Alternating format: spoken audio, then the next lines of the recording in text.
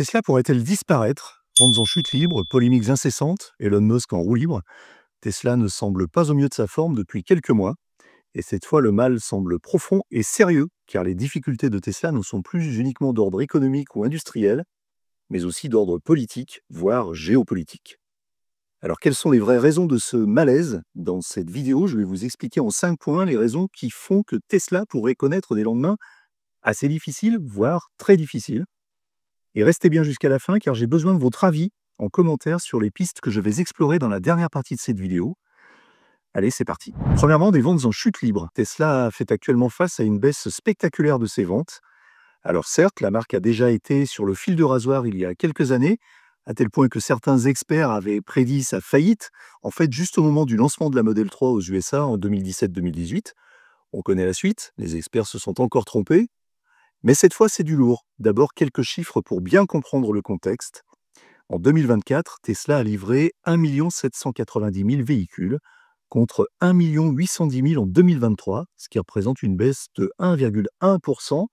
C'est certes faible, mais c'est la première baisse des ventes de la marque depuis 2011. Et cette tendance s'est accentuée début 2025, avec une chute de 7,8% des ventes en janvier, malgré une croissance globale du marché des voitures électriques de 24%.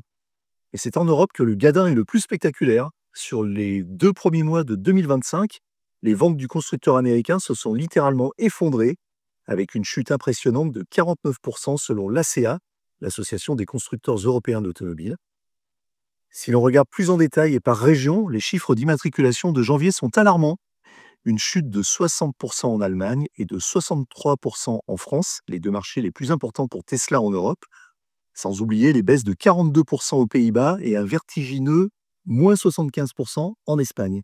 Face à ces statistiques vertigineuses, la question de la pérennité de Tesla n'est plus tabou. Mais ce n'est pas tout. La chute est encore plus énorme si on la met en parallèle avec les chiffres du marché de la voiture électrique sur la même période, qui montrent une progression de plus 34% en janvier et plus 25% en février, soit une progression moyenne à la louche, si on veut le faire, d'environ 30% sur le début de l'année. Donc Tesla chute de 49% sur un marché qui progresse de 30%. Vous voyez un peu l'ampleur de la dégringolade. Petite parenthèse au passage, oui, les ventes de voitures électriques progressent de nouveau fortement après un trou d'air de quelques mois l'an dernier, y compris dans des pays où les subventions ont été coupées, comme l'Allemagne. Je vous l'avais déjà dit dans de précédentes vidéos, n'écoutez pas et ne croyez pas les fake news qui racontent que la voiture électrique ne se vend pas ou ne marchera jamais, car non seulement ça progresse fort, mais cette fois-ci, la croissance n'est pas près de ralentir, croyez-moi. Fin de la parenthèse. Concernant Tesla, n'oublions pas aussi la catastrophe industrielle du Cybertruck, qui n'intéresse pas grand monde, y compris sur son marché domestique, les USA. Deuxièmement, une valorisation boursière presque divisée par deux.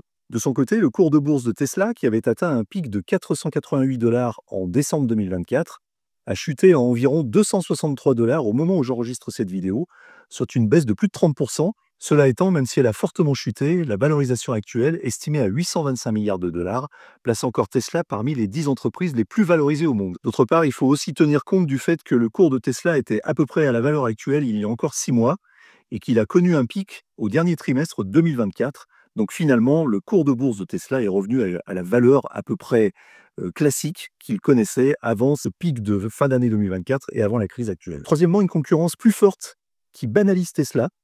Avant d'en venir au cas Musk, il faut savoir que plusieurs facteurs expliquent cette situation. D'abord, la concurrence s'intensifie, notamment avec des fabricants chinois comme BYD, qui a vu ses ventes internationales augmenter de 72% en 2024 et qui est probablement en train de devenir un géant, et même certainement le prochain numéro 1 mondial de l'automobile électrique et même de toute l'automobile, toutes catégories confondues, et ce malgré un endettement important évalué selon les sources, difficile de savoir exactement, entre 23 et 44 milliards de dollars.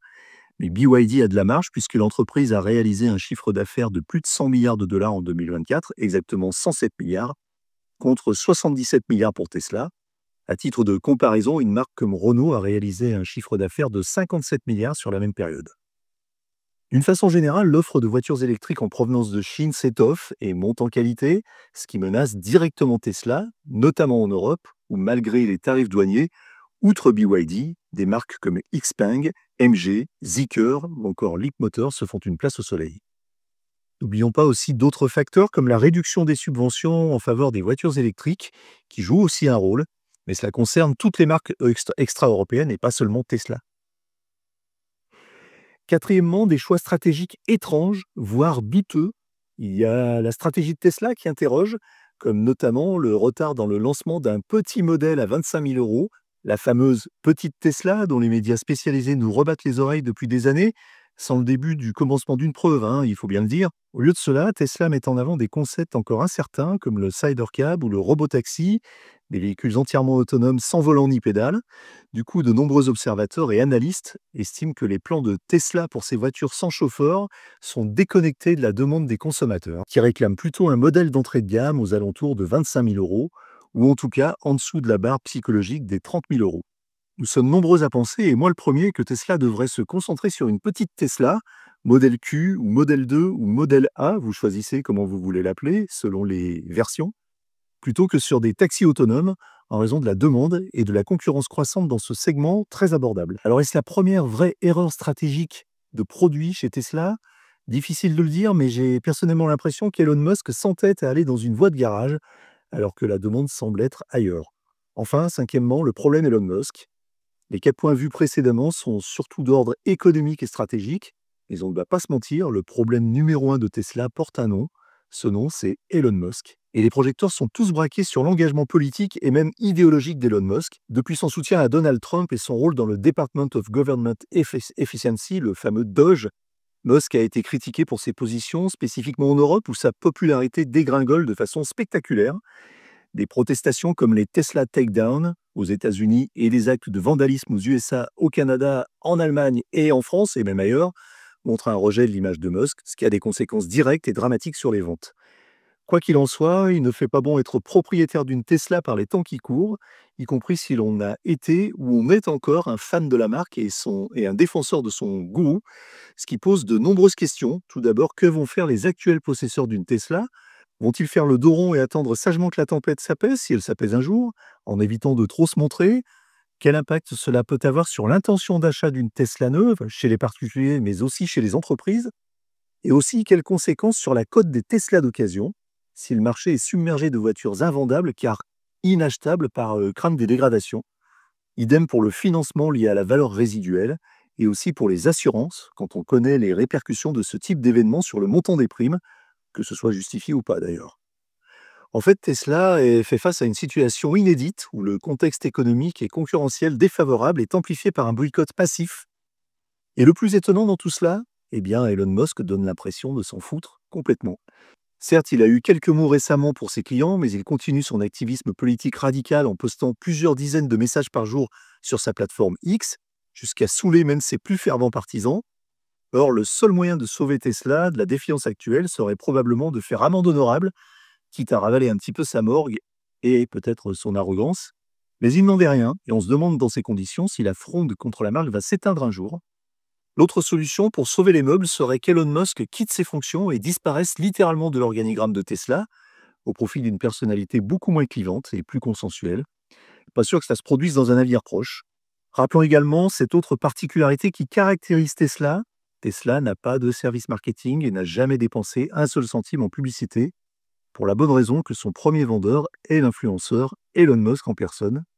Ce qui a jusque-là pas trop mal fonctionné, il faut bien le dire, mais ce qui était autrefois un atout est en train de devenir aujourd'hui un handicap. Et le boss est en train de saboter en quelques semaines des années de construction de l'image de sa marque et de détruire une relation unique avec ses fans que seul Apple avait peut-être réussi jusqu'à présent. Alors Tesla est-elle réellement en danger? La situation est grave, mais peut-être pas désespérée, là aussi pour plusieurs raisons. D'abord, la singularité du modèle opérationnel de Tesla.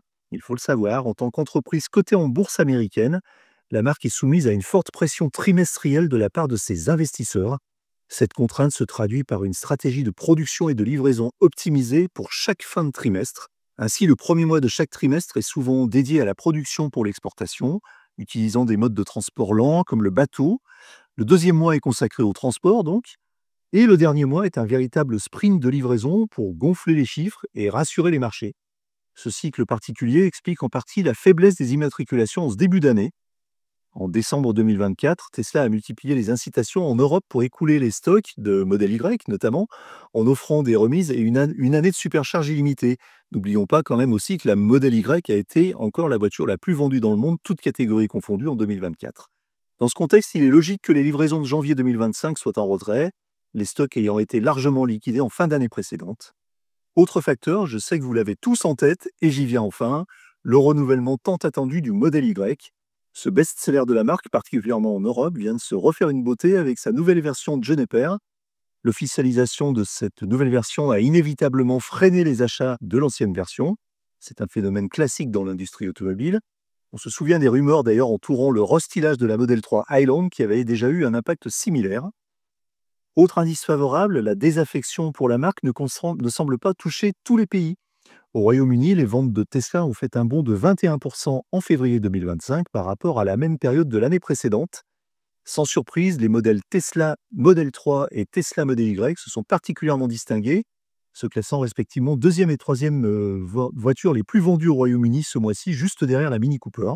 Cela étant, il faut pondérer aussi ce chiffre en tenant compte du contexte très favorable de croissance des ventes de véhicules électriques depuis plusieurs mois au Royaume-Uni, avec encore une progression de 42% en février. Alors, pourrait-on envisager un rachat de Tesla par une autre marque ou par un fonds d'investissement? L'hypothèse d'un rachat de Tesla par un autre groupe automobile est une question spéculative qui paraît assez peu plausible. Dans l'état actuel, avec une valorisation boursière qui reste considérable, 825 milliards de dollars, je le rappelle, soit 24 fois celle de tout le groupe Stellantis, il est difficile d'imaginer quel groupe aurait la capacité financière et la volonté stratégique de réaliser une telle acquisition. De plus, l'identité de Tesla reste intrinsèquement liée à la figure d'Elon Musk, ce qui compliquerait encore une éventuelle vente. Au final, la question sur l'avenir de Tesla n'a pas de réponse simple, comme vous le voyez, et c'est pour ça que j'ai besoin de votre avis dans les commentaires. Si la situation actuelle est préoccupante, elle n'est pas pour autant une fatalité.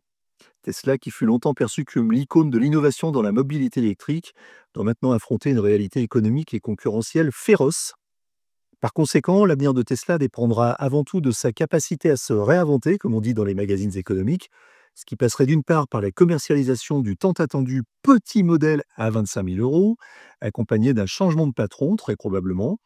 Une nouvelle gamme annoncée par un nouveau CEO aurait probablement un impact positif, faisant un peu tourner la page des dérapages actuels. Mais il est à craindre que les frasques d'Elon Musk aient abîmé pour longtemps la marque, voire définitivement, et qu'elle ne retrouve jamais son lustre des meilleures années, tant en termes d'image qu'en termes de performance commerciale. Et ce, d'autant plus que pendant ce temps, la concurrence s'est réveillée et a aiguisé ses armes, faisant rentrer Tesla dans le rang.